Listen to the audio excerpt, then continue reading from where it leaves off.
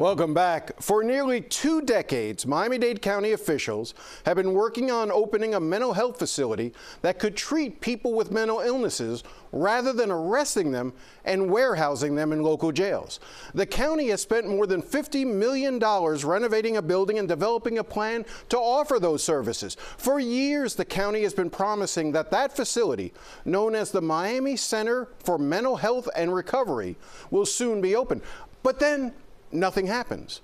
Well, this week, U.S. District Court Judge Beth Bloom was tired of the county's broken promises and ordered Mayor Daniella Levine Cava to appear in court and explain why the facility, which Cava promised Judge Bloom would be open at the start of 2024, still wasn't open. Miami Herald reporter Brittany Wallman was at the hearing, and I asked her what happened. It was really incredible, and it was a lengthy hearing. I think it was at least an hour. And you had, I think there was a lot going on beneath the surface, to say the least. But the judge was clearly 100% behind the idea of this mental health facility. She mentioned multiple times that she had been on a tour of the facility last November. She was just apoplectic that she could not get an answer as to when this thing would be open. I tried to count. You did a masterful job in your story of like documenting every time. I'm sure it wasn't even every time, but just to create a rhythm of the number of times she asked the question, when will this facility be open? What is keeping this facility from opening? Like, I don't know if she asked it a dozen times or at least a dozen times, but it seemed as if she couldn't get an answer to that question, which is why she had to keep asking it. That's right. And of course, as journalists, we've been in that, we've experienced that many times where you get the non-answer and the non-answer and the answer that's not an answer. And and as I said, this is over at least an hour and she's asking over and over again. And, they're saying, well, there needs to be a vote. Okay, a vote. When's the meeting and what time? And, that she never got that. The best that we got was without a guarantee that this would open sometime this year, but with the caveat that it would be some programming. What does that mean? It wasn't said. No, this facility, obviously the brainchild of and the work of Judge Steve Leifman. But I'll say I know that Judge Leifman can at times be a polarizing figure. He, in his passion and his zeal to try to get something done, he tends to sort of rub people wrong at times. And I know he testified as well. And I was told he was actually pretty calm and steady in his testimony. What exactly did he tell the court? Well, it was really interesting because the judge did say during the hearing that she invited him. So, he's a judge himself. He's there as a witness. And then she just allowed him to give his spiel. And I'm sure everybody in that room has heard that spiel 100 times because he's very passionate about why he believes this would help people in the community with severe mental illness, whether they're inmates now or they're homeless. And so she did give him the floor to just go through it, all over again. And she made it very clear that even though this is not a listed requirement in the federal consent decree, the agreement between the federal government and the county, and she sees it as a necessary solution to the problem. Right around the time she took that tour of the facility last year, within days of that, there was a suicide at the county jail that she was unaware of until later. Yeah, I think that when she learned that that suicide had taken place just 4 days after she had toured that center, that it seemed like that was that really touched her. And she just couldn't help but feel that if this project had opened on time, which what would that be, 10 years ago? I mean, the thing's been in the works for decades, really. That this man's life might have been saved. I mean, there have been multiple suicides, and that, that the suicide of inmates is one of the key problems, that they're trying to solve. And We should so, point out, just real quick, we should point out, though, to give them credit, there have been no suicides that we know of so far this year at the county That's jail. right. That suicide took place last November. So in the last 6-7 months, there haven't been any suicides. But still, it's still a concerning thing, because I know one of the things Judge Leifman testified to was that the jails are now even more populated with people suffering from mental illness issues than even previously that we've had at the county jail. I think it's almost 3/4 or 2/3. that's what he said. He Yeah. said that 75%. And he said that there were, I think, at least 5,000 inmates last year who would have met the criteria to be sent to this center. And right now, there are not sufficient beds to deal with them.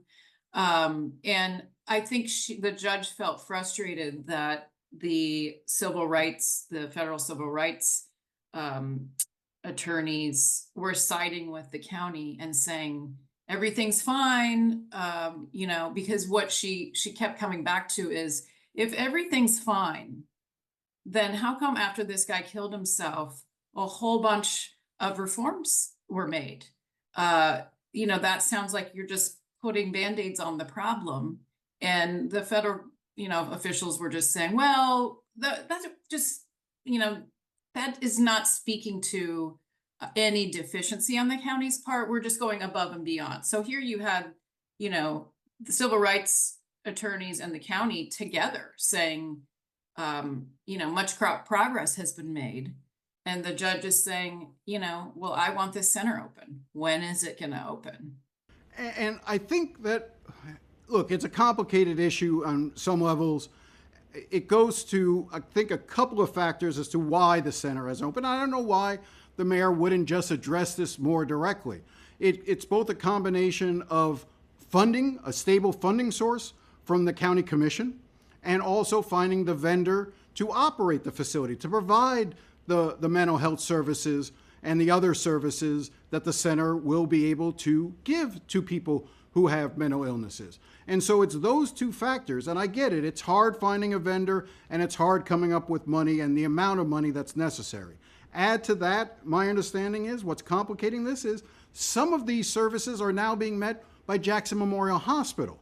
And so as a result, you have Jackson picking up some of the slack. You have this facility that's built but not open. And it just seems like there's no coordination. It's almost like you need a mental health czar to come in and say, this is it. And I guess that's the role that Judge Bloom is playing right now, is the czar over this, trying to get things moving. She seems to have a lot of leverage, because I don't think the county can come out from under the federal oversight without her blessing. And so, it did strike me during the hearing thinking, if it weren't for Judge Bloom, what might happen with this building? I mean, $51 million has been spent renovating it. And there's been a lot of talk, about the vision for it. But as you say, when it comes down to the details, and, the mayor's not able to approve this on her own. The county commission has to approve it. And, that's when things can go south. The mayor's office sent me a statement. I'll read it. Under the mayor's leadership, corrections has achieved substantial federal compliance, and the federal judge recognized that. As a longtime champion of mental health services, the mayor has committed to seek operational funding for the new mental health facility with commission approval. Despite being built without a clear operational plan, the mayor told the court she is working on the plan as we balance competing and equally critically important county funding priorities. We will get it done and with a clear plan, and in working closely with the Board of County Commissioners. I can't help but also read there's a tinge there of defensiveness by the mayor when she writes to me, despite being built without a clear operational plan. This project started under her predecessor, Carlos Jimenez. It's a project that is spearheaded by Judge Leifman. And, you begin to wonder, and again, I'm not going to ask you to speculate, whether or not the mayor just doesn't feel as if this is her baby, so therefore she hasn't pushed it and moved it along. Well, to that point, when Judge Leifman was asked by Judge Bloom, what's missing here? What is necessary? He said leadership. So I was looking at the mayor at that moment to see if she was grimacing, but she had a poker face, but Was it tense? How tense was it in the courtroom during all of this? it was absolutely, it felt like people were seething, but, they were lobbing compliments at one another. But as I said, I think beneath the surface, there's politics and friction and Egos and tension and all those sorts of things. Yes. yeah. But you've got a federal judge on Judge Leifman's side, and she wants the center open. She wants it used to keep mentally ill inmates out of the jail. And who you're going to argue with the federal judge? I mean, and the judge said another hearing for October, so it gives them a few months. And if the county comes back in there without a better plan or a better idea of when this place is going to open, I don't think it's going to go. I think it's going to be even more tense in that courtroom. That's right. All I'll right. have my notebook there. Yeah. That one I'll make. That one I'm going to be there for. All right, Brittany, thank you very much for your time. Thank you so much. We'll be right back after the break.